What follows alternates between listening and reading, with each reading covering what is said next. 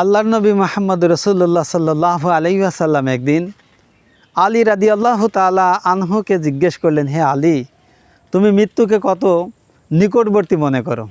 আলী রাদিয়াল্লাহু তাআলা আনহু বললেন, ইয়া রাসূলুল্লাহ, আমি মৃত্যুকে অনেক নিকটবর্তী মনে করি। কেননা আমি যে আসরের নামাজ পড়লাম আর মাগরিবের নামাজ পড়তে পারি, নাও পড়তে পারি, এরই মাঝে আমার মৃত্যু হয়ে যেতে পারে।